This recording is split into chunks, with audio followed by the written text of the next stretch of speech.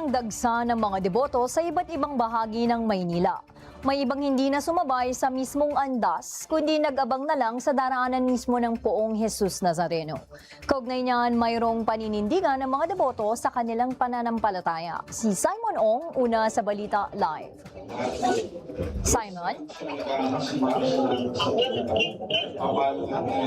Nudge, nandito nga tayo ngayon sa harapan ng Quiapo Church kung saan nagpapatuloy ang dagsa ng ating mga kababayan at nagpapatuloy din ang misa. At kani-kanina nga ay naglibot kami dito sa Maynila, partikular na sa Bilibid Viejo Street kung saan ilang mga kababayan natin nag-aantay sa andas. Sa aming paglalakad, aming nakasalubong ang mag-asawang sina Nanay Edna at Tatay Romeo Delfinado. Matagal na nagbebenta ng mga panindang may kaugnayan kay Poong Jesus Nazareno.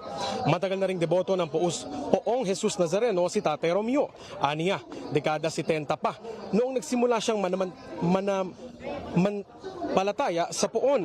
Panahon kung kailan nagsimula rin ang kanyang negosyo ng pagbebenta. Mas pinagtibay ang kanilang pananampalataya nang tupdin ni Jesus Nazareno ang kanilang panalangin noon ang maging maayos ang kalagayan ng kanilang apo na anilay may taning ang buhay na aabot lang ng hanggang 7 taong gulang ayon sa doktor.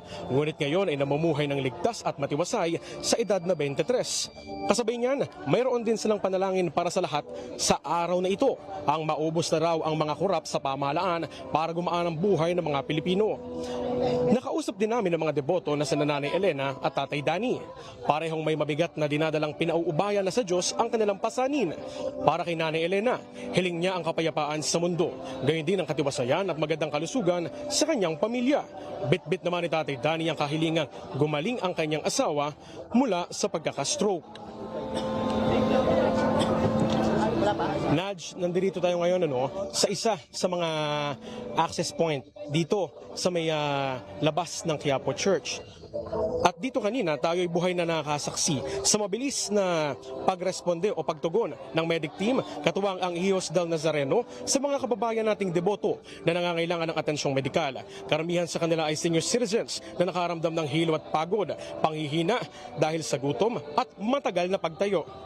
At batay sa 1 PM update ng MDRRMO, tinatayang nasa halos 35,000 na mga deboto ang nagtitipon-tipon dito sa paligid pa lang yan ng simbahan.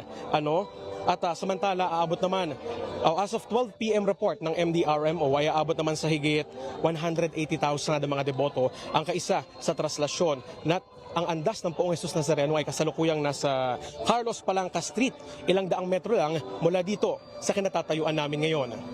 At yan lang munang latest mula dito sa Quiapo Church. Simon Ong, nauna sa mga balitang totoo at laging bago. Ang alauna sa Congress TV.